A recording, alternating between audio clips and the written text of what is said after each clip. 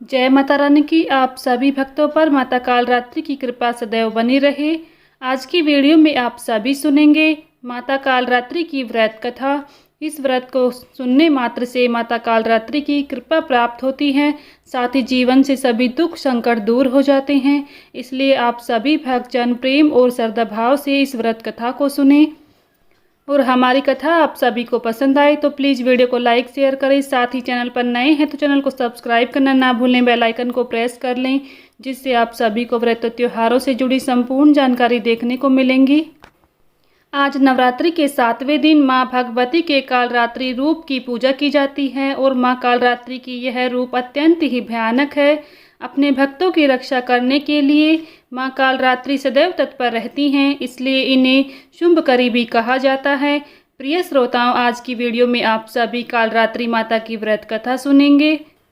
माँ कालरात्रि की 4 भुजाएं हैं। ऊपर की दाहिनी भुजा से भक्तों को वर प्रदान करती हैं, निचली दाई भुजा से अभय देती हैं, जबकि बाईं भुजा में माँ खड्ग और कटीला मूसल धारण करती हैं। माँ कालरात्रि के केस खुले हुए हैं और गले में बिजली की माला शोभा पा रही है। ऐसा लगता है कि मानो बिजली चमक रही हो। क्रोध में माँ की नासिका से अग्नि की ज्वाला एवं निकलती रहती है।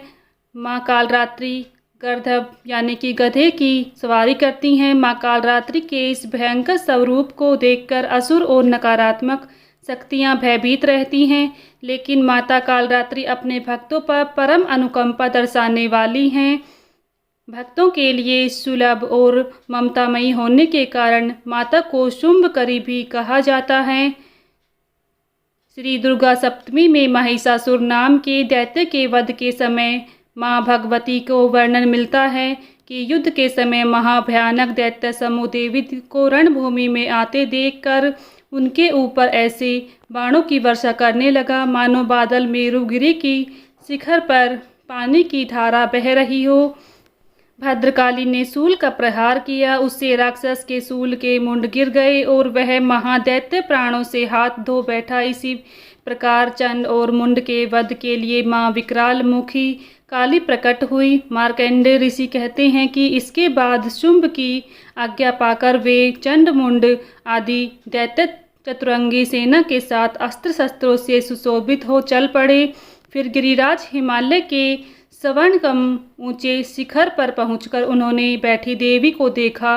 उन्हें देखकर दैत्य लोग तत्परता से उन्हें पकड़ने का प्रयास करने लगे।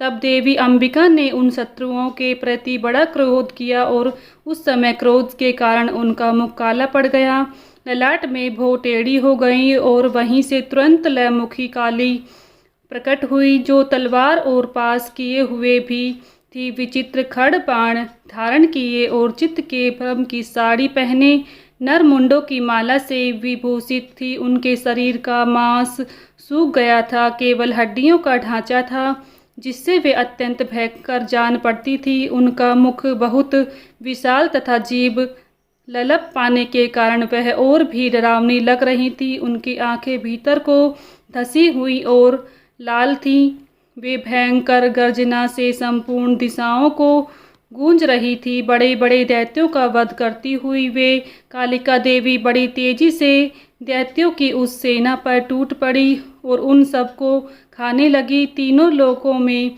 राक्षस शुंभ निशुंभ और रक्त बीज दैत्य ने हाहाकार मचा रखा था। तभी देवतागण चिंतित थे।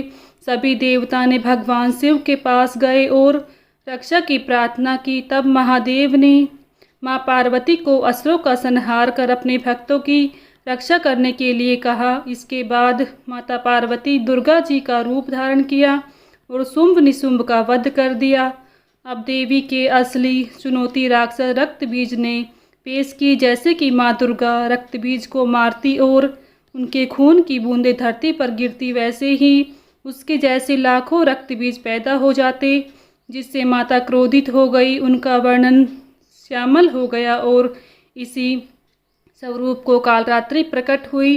दैत्य रक्तबीज एक ऐसा दानव था जिसे यह वरदान मिला हुआ था, जब जब उसके रक्त की एक भी बूंद धरती पर गिरेगी तब उससे हर एक बूंद से एक नया दैत्य जन्म लेगा, जो रूप और शक्ति में उसी के समान होगा। ऐसे में माँ कालरात्रि ने रक्त बीज की गर्दन काटकर उसे खप्पर में रख लिया ताकि रक्त की बूंदें नीचे ना गिरे। उसका सारा खून पी गईं और इस प्रकार देवी ने रक्त बीज की एक भी रक्त की बूंद धरती पर नहीं गिरने दी। रक्त बीज दैत्य के रक्त से उत्पन्न हुए जितने रक्त बीज थे वे सब माँ की जिह्वा पर उत्पन्न होते गए और माँ उन सब को भक्षण करती गई। इस प्रकार दैत्य शक्तिहीन हो गया और फिर माँ काली ने रक्त बीज का वध कर दिया। इस प्रकार माँ काली सदैव अपने भक्तों की रक्षा के लिए तत्पर रहती हैं। प्रेम से बोलिए माँ कालरात्रि की जय।